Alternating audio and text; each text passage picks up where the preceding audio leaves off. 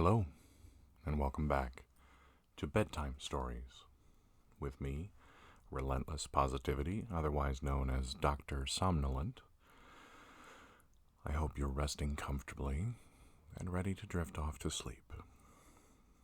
Tonight I will be reading The Secret Garden, Chapter 8. Just relax. Listen. The Robin Who Showed the Way. She looked at the key quite a long time. She turned it over and over and thought about it. As I have said before, she was not a child who had been trained to ask permission or consult her elders about things.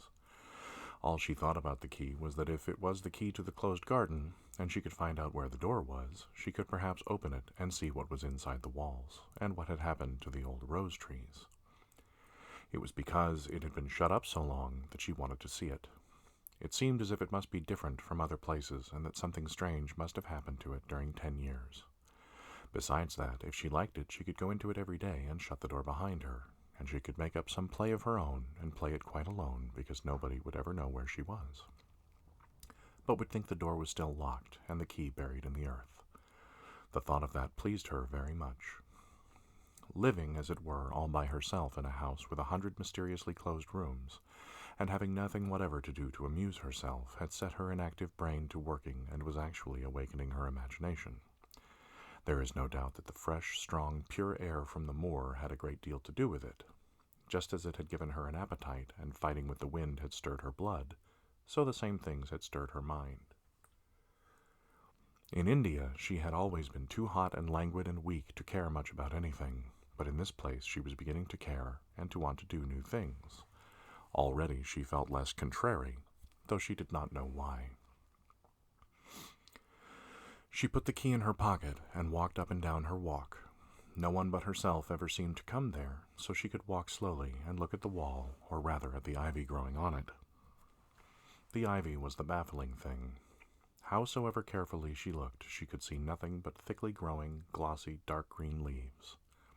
She was very much disappointed. Something of her contrariness came back to her as she paced the wall and looked over it at the treetops inside. It seemed so silly, she said to herself, to be near it and not be able to get in. She took the key in her pocket when she went back to the house, and she made up her mind that she would always carry it with her when she went out, so that if she ever should find the hidden door, she would be ready.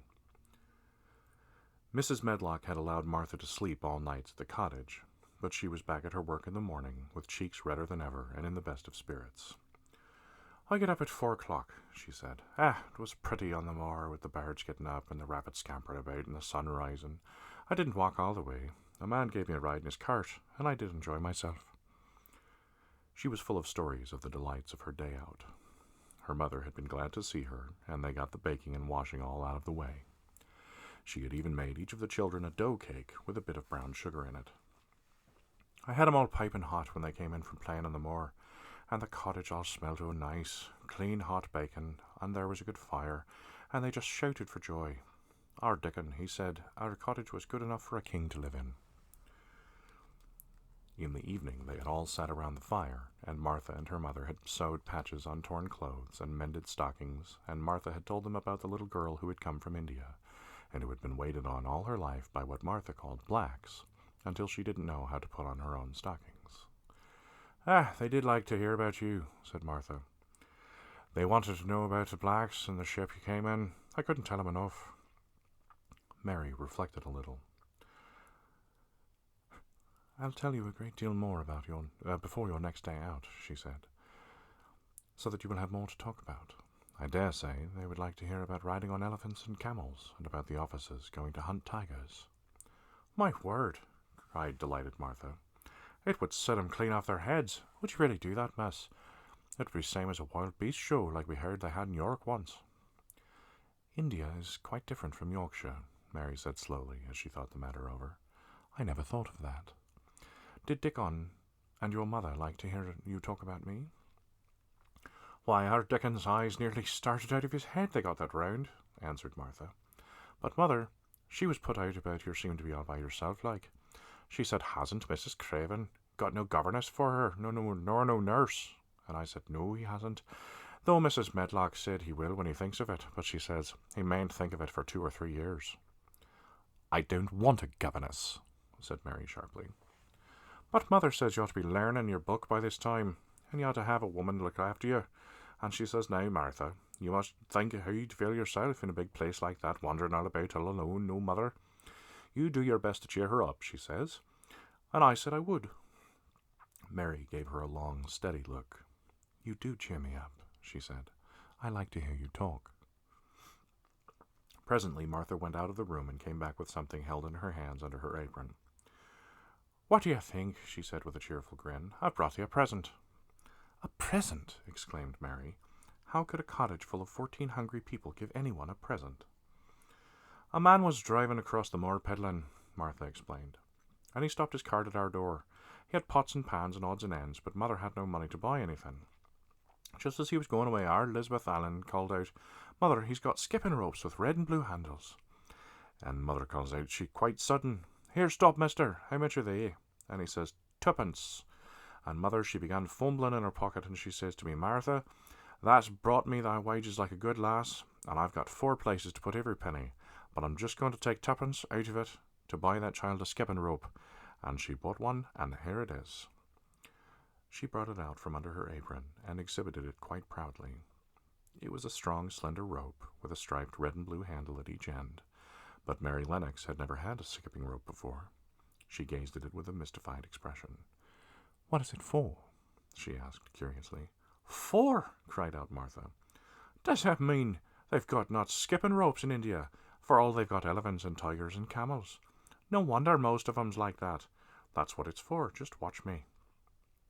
And she ran into the middle of the room, and taking a handle in each hand, began to skip and skip and skip, while Mary turned in her chair to stare at her, and the queer faces in the old portraits seemed to stare at her too, and wonder what on earth this common little cottager had the impudence to be doing under their very noses.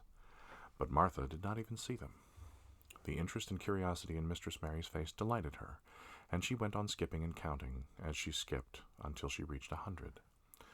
I could skip longer than that, she said when she stopped. I've skipped as much as 500 when I was 12, but I wasn't as fat then as I am now, and I was in practice. Mary got up from her chair, beginning to feel excited herself. It looks nice, she said. Your mother is a kind woman. Do you think I could ever skip like that? You just try it, urged Martha, handing her the skipping rope. You can't skip 100 at first, but if you practice you'll mount up. That's what Mother said. She says, nothing will do her more good than skipping rope. That's the sensiblest toy a child can have. Let her play out in the fresh air, skipping, and it'll stretch her legs and arms, and it'll give her some strength in them. It was plain that there was not a great deal of strength in Mrs. Mary's arms and legs when she first began to skip. She was not very clever at it, but she liked it so much that she did not want to stop. Put on your things and run out and skip outdoors, said Martha. Mother said I must tell you to keep out of doors as much as you could, even when it rains a bit, so as to wrap up warm. Mary put on her coat and hat and took her skipping rope over her arm. She opened the door to go out, and then suddenly thought of something and turned back rather slowly. Martha, she said, they were your wages. It was your 2pence, really. Thank you. She said it stiffly because she was not used to thanking people or noticing that they did things for her. Thank you, she said, and held out her hand because she did not know what else to do. Martha gave her hand a clumsy little shake as if she was not accustomed to this sort of thing either. Then she laughed. Ah, they're a queer old womanish thing, she said. If that'd been our Elizabeth Ellen, they'd have given me a kiss. Mary looked stiffer than ever. Do you want me to kiss you? Martha laughed again. Nay, not me, she answered. If that was different, perhaps I'd want that self, but that isn't. Run off outside and play with the rope. Mistress Mary felt a little awkward as she went out of the room. Yorkshire people seemed strange, and Martha was always rather a puzzle to her. At first she had disliked her very much, but now she did not. The skipping rope was a wonderful thing. She counted and skipped and counted until her cheeks were quite red, and she was more interested than she had ever been since she was born. The sun was shining, and a little wind was blowing, not a rough wind, but one which came in delightful little gusts, and brought a fresh scent of newly turned earth with it. She skipped round the fountain garden, and up one walk and down another. She skipped at last into the kitchen garden and saw Ben Weatherstaff digging and talking to his robin, which she was hoping about him. She skipped down the walk toward him, and he lifted his head and looked at her with a curious expression. She had wondered if he would notice her. She wanted him to see her skip. "Well," he exclaimed, "'pon my word, perhaps thou ain't a young un after all, and perhaps thou's got child blood in thy veins instead of her buttermilk. That's skipped red into thy cheeks as sure as my name's Ben Weatherstaff. I wouldn't have believed I could do it." "I never skipped before," Mary said. "I'm just beginning. I can only go up to 20. "Keep on," said Ben. "The shape's well enough in it for a young un that lived with heathen. Just see how he's watching you," jerking his head toward the robin. "He followed after thee yesterday. He'll be at it again today. He'll be bound to find out what the skipping rope is. He's never seen one," shaking his head at the bird. "The curiosity will be the death of thee sometime, if that doesn't look sharp." Mary skipped round all the gardens and round the orchard, resting every few minutes. At length she went to her own special walk, and made up her mind to try if she could skip the whole length of it. It was a good long skip, and she began slowly, but before she had gone halfway down the path, she was so hot and breathless that she was obliged to stop. She did not mind much, because she had already counted up to 30. She stopped with a little laugh of pleasure, and there, lo and behold, was the robin swaying on a long branch of ivy. He had followed her, and he greeted her with a chirp. As Mary had skipped toward him, she felt something heavy in her pocket strike against her at each jump, and when she saw the robin, she laughed again. "You showed me where the key was yesterday," she said. "You ought to know. You ought to show me the door today, but I don't believe you know." The robin flew from his swinging spray of ivy onto the top of the wall, and he opened his beak and sang a loud, lovely trill, merely to show off. Nothing in the world is quite as adorably lovely as a robin when he shows off, and they are nearly always doing it. Mary Lennox had heard a great deal about magic in her Ayah's stories, and she always said that what happened almost at that moment was magic. One of the nice little gusts of wind rushed down the walk, and it was a stronger one than the rest. It was strong enough to wave the branches of the trees, and it was more than strong enough to sway the trailing sprays of untrimmed ivy hanging from the wall. Mary had stepped close to the robin, and suddenly the gust of wind swung inside some loose ivy trails, and more suddenly still she jumped toward it and caught it in her hand. This she did because she had seen something under it, a round knob which had been covered by the leaves hanging over it. It was the knob of a door. She put her hands under the leaves and began to pull and push them aside. Thick as the ivy hung, it nearly all was a loose and swinging curtain, though some had crept over wood and iron. Mary's heart began to thump, and her hands to shake a little in her delight and excitement. The robin kept singing and twittering away and tilting his head to one side as if he were as excited as she was. What was this under her hands, which was square and made of iron, and which her fingers found a hole in?